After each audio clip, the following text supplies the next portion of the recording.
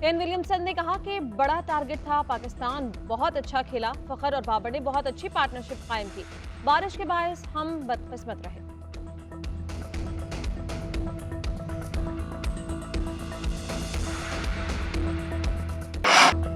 New Zealand का पाकिस्तान को जीत के लिए 402 रन्स का पहाड़ जैसा हदफ, 8 के रन रेट से 401 रन्स जोड़े।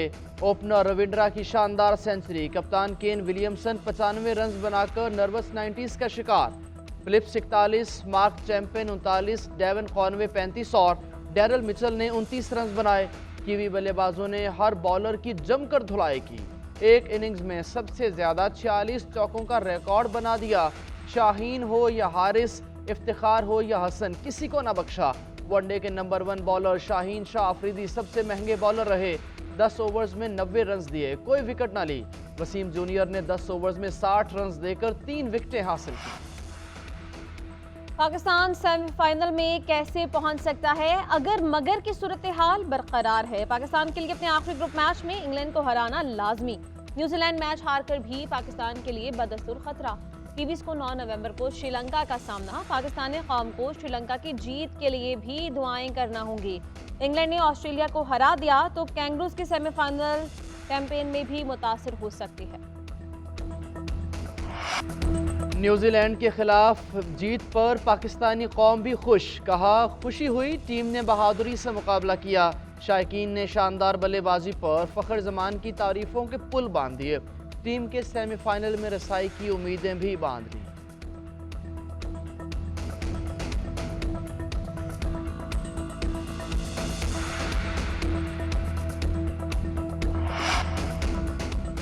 PAF ट्रेनिंग एयरबेस मियांवाली पर दहशतगर्दों का हमला नाकाम। क्लियरेंस ऑपरेशन में 9 दहशतगर्द जहन्नुम वासिल। फंक्शनल ऑपरेशनल असासों में से किसी को कोई नुकसान नहीं पहुंचा। हमले के दौरान सिर्फ 3 गैर फाल तैयारों को कुछ नुकसान हुआ। ISPR के मुताबिक ऑपरेशन का फौरी और पेशावराना इख्तिताम अमन दुश्मनों के लिए वाज़ेह याद दहानी है कि मुसल्लह अफवाज चौकस रहती हैं। किसी भी खतरे से वतन के दिफा की पूरी सलाहियत है।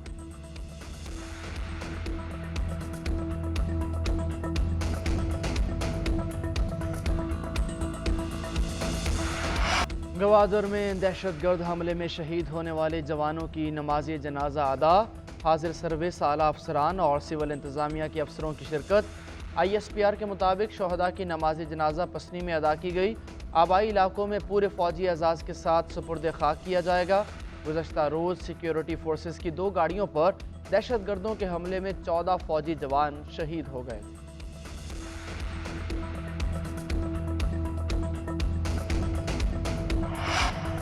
साबिक वफाकी वज़ीर फवाद चौधरी इस्लामाबाद से गिरफ्तार। अहलिया हिबा चौधरी की तस्दीक। ट्वीट किया कि फवाद चौधरी को गिरफ्तार करके नामालूम मकाम पर मुंतकिल कर दिया गया है, हमें कुछ नहीं बताया गया कि क्यों गिरफ्तार किया। फवाद चौधरी के भाई फराज चौधरी का कहना है सादा लिबास पुलिस एहलकारों ने फवाद चौधरी को पकड़ा, कहाँ मुंतकिल किया कुछ मालूम नहीं। गुज़श्ता रोज सेशन कोर्ट इस्लामाबाद ने फवाद चौधरी की दफ़ा 144 के खिलाफ वर्जी केस में 13 नवंबर तक जमानत कबज़ गिरफ्तारी मंजूर की थी। फवाद चौधरी के खिलाफ थाना आबपारा में मुकदमा दर्ज किया गया।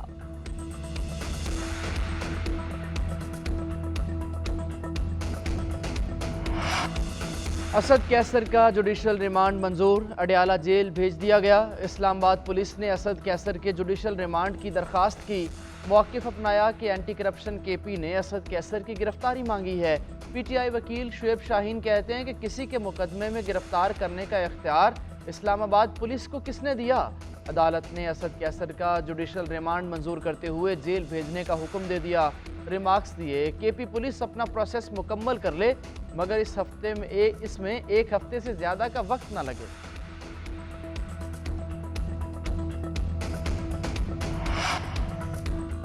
चेयरमैन PTI को सुप्रीम कोर्ट पेश होने का एक और मौका। नैब तरामीम केस की 31 अक्टूबर के समाअत का तहरीरी हुक्मनामा जारी। कहा गया चेयरमैन PTI अदालत में पेश होना चाहें तो जेल सुप्रिंटेंडेंट इंतजामात करें। नैब तरामीम फैसले के खिलाफ समाअत supreme court practice and procedure के तफसीली फैसले से मशरूत है। अटॉर्नी जनरल और तमाम सूबाई एडवोकेट जनरल्स को नोटिस जारी। अदालती हुक्म की नकल अडयाला जेल में कैद चेयरमैन PTI को पहुंचाने की हिदायत। 9 मई को जलाओ घेराव के 4 मुकदमात का बाकायदा ट्रायल शुरू। पुलिस ने चालान अदालत में दाखिल करवा दिया। मुल्जिमान को नोटिस जारी। 15 नवंबर को पेश करने का हुक्म।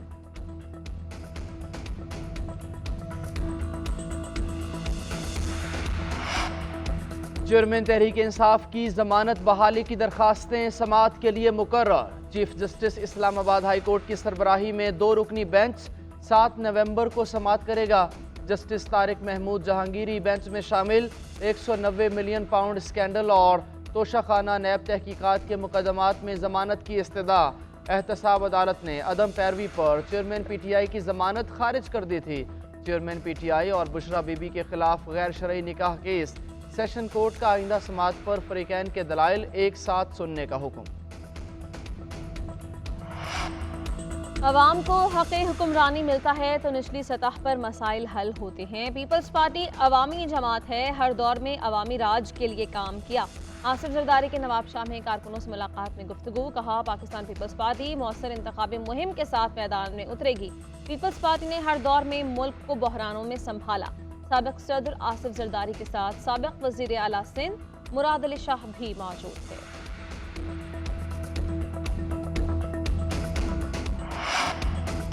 गजा में इसराइली जारहियत के खिलाफ कराची में जमात इस्लामी की रैली। अमीर जमात इस्लामी कराची हाफिज नईमुर्रहमान कहते हैं, अमरीका इसराइल की पुष्टपनाही कर रहा है। आज उम्मत मुस्लिमा का जिस्म लहू लुहान है। मुस्लिम हुक्मरानों ने आंखें बंद कर रखी हैं। निगरान हुकूमत सुन ले, ज़बानी जमा खर्च और बयानबाजी का वक्त नहीं। आलम इस्लाम की अफवाज को साथ लेकर इसराइल के खिलाफ इक़दाम करें। हुकूमत पाकिस्तान इसराइली मसनूआत का बायकॉट का ऐलान करे और फ़लस्तीनियों की मदद के लिए अमली इक़दाम करें।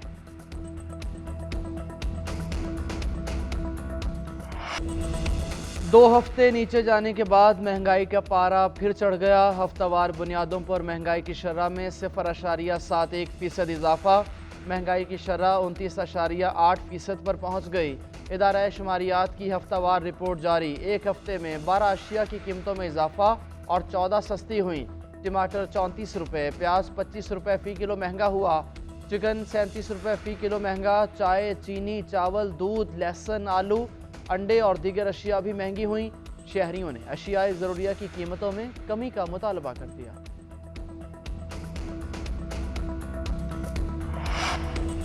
IMF का पाकिस्तान से डू मोर का मुतालबा। जून तक 6,670 अरब रुपए महसूलात का प्लान मांग लिया। FBR रेवेन्यू अहदाफ में टैक्स शॉर्टफॉल नहीं करेगा।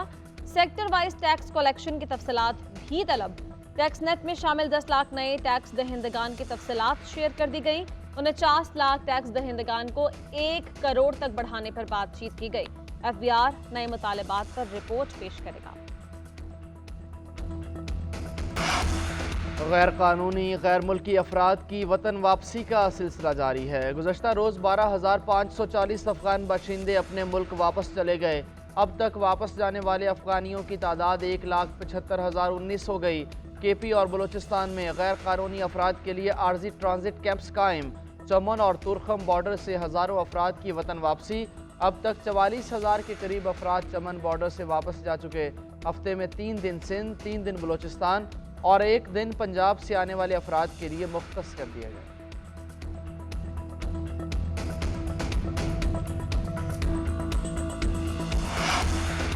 नेपाल में क़यामत खेज़ ज़लज़ले से तबाही। 128 अफराद हलाक, सैकड़ों जख्मी हो गए। दर्जनों इमारतें मलबे का ढेर बन गई। मुतादिद अफराद मलबे तले दब गए। ज़लज़ले के झटके भारत में दिल्ली समेत दीगर इलाकों में महसूस किए गए। 5.7 शिद्दत के ज़लज़ले का मरकज़ काठमांडू से 250 मील शिमाल मशरक़ था। गहराई 11 किलोमीटर रिकॉर्ड की गई।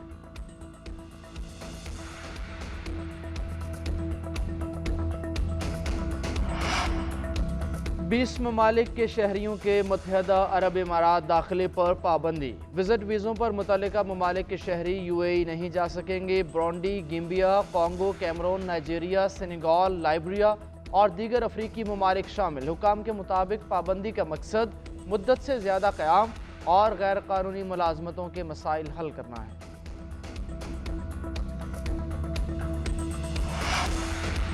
साबिक भारतीय क्रिकेटर इरफान पठान फ़लस्तीन के हक में बोल पड़े। ट्विटर पर कहा कि आए रोज़ गजा के मासूम बच्चे अपनी जानें गंवा रहे हैं और दुनिया खामोश तमाशाई है।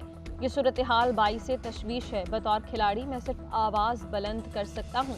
यही वक्त है जब दुनिया भर के रहनुमा मुत्तहिद होकर बच्चों का कत्लेआम रुकवाएं, जंगबंदी के लिए इक़दाम करें।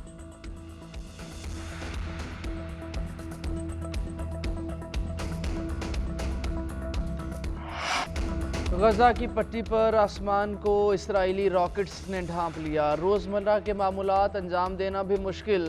सड़क किनारे बैठे फलस्तीनी रॉकेट्स की बौछार में खाना खाने पर मजबूर। वीडियो सोशल मीडिया पर वायरल हो गई।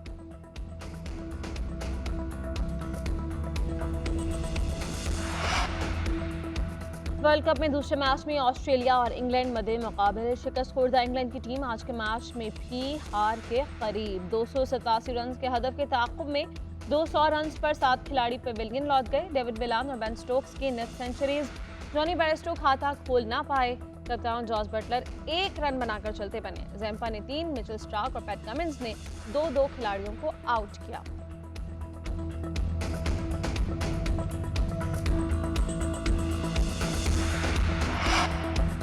सेमीफाइनल से पहले भारतीय टीम को बड़ा धचका। इंजरी का शिकार हार्दिक पांड्या वर्ल्ड कप से बाहर। भारतीय स्टार ऑलराउंडर टुकने की इंजरी से निजात ना पा सके। हार्दिक पांड्या की जगह फास्ट बॉलर असद कृष्णा को भारतीय स्क्वाड में शामिल कर लिया गया।